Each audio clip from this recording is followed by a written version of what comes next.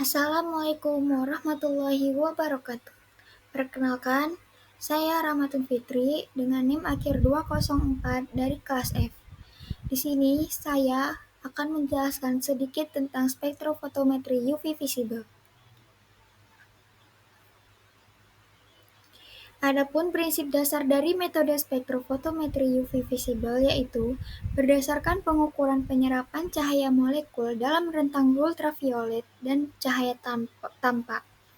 Di saat cahaya dengan panjang gelombang tertentu melewati sampel, senyawa yang memiliki gugus kromoform menyerap sebagian cahaya tersebut, menyebabkan transisi elektron dari tingkat energi dasar ke tingkat energi terstimulasi yang lebih tinggi. Besarnya serapan ini diukur sebagai absorbansi yang berkolerasi dengan konsentrasi senyawa dalam sampel. Adapun senyawa yang dapat dianalisis spektrofotometri UV visible yaitu senyawa yang memiliki gugus kromoform atau gugus yang dapat menyerap cahaya UV visible dan ausokrom atau gugus penambah serapan.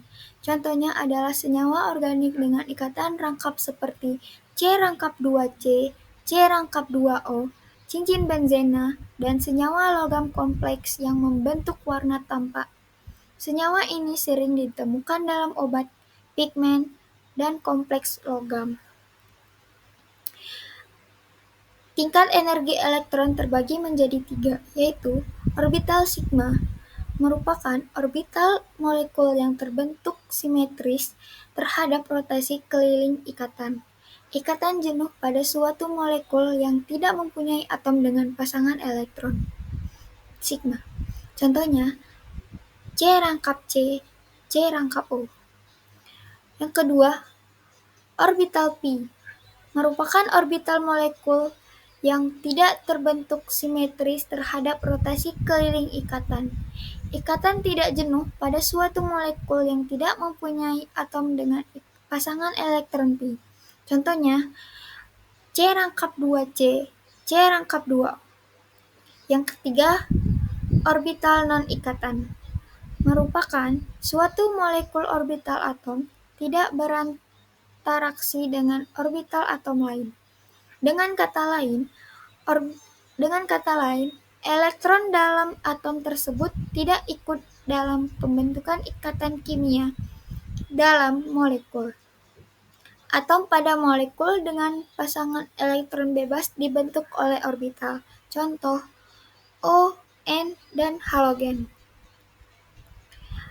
Terdapat faktor yang mempengaruhi pergeseran panjang gelombang di daerah UV visible yaitu sistem terkonjugasi.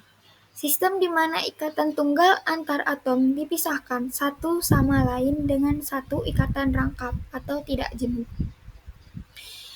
Pelarut pada transisi pi menjadi pi bintang, pelarut polar akan menyebabkan pergeseran ke panjang gelombang lebih besar atau batok kromik atau juga pergeseran merah. Sedangkan pada N menjadi pi bintang, pelarut polar menyebabkan pergeseran panjang gelombang ke arah lebih kecil atau hipsokromik atau juga pergeseran biru. Perpaduan kromoform dan ausokrom. Gugus yang mengandung pasangan elektron bebas yang memberikan transisi N menjadi pi bintang yang bila berikatan pergeseran panjang gelombang.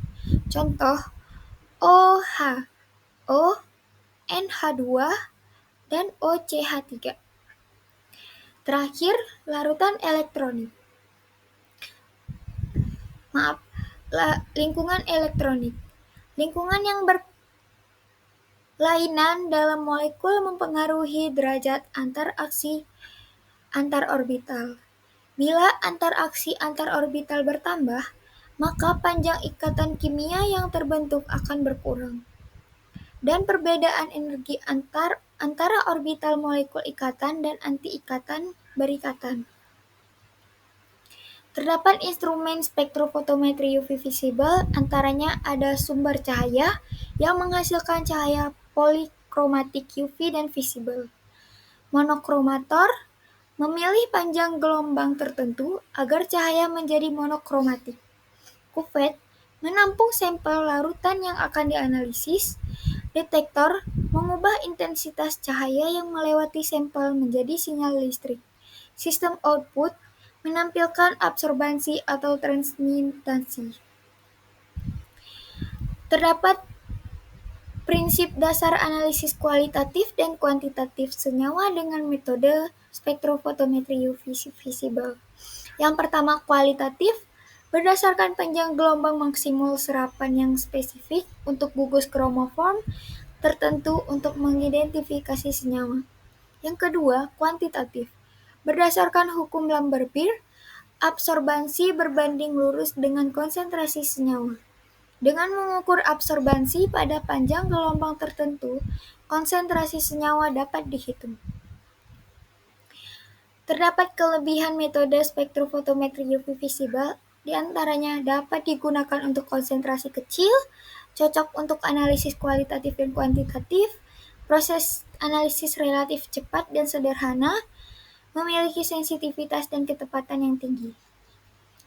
Terakhir, terdapat kekurangan metode spektrofotometri UV visible, di antaranya kurang cocok untuk campuran kompleks tanpa pemisahan awal, hanya efektif untuk senyawa yang memiliki gugus kromoform dan auxokrom. Hasil pengukuran dapat dipengaruhi oleh jenis pelarut, pH, dan kemurnian sampel. Sekian yang dapat saya sampaikan, lebih dan kurang saya mohon maaf. Wassalamualaikum warahmatullahi wabarakatuh.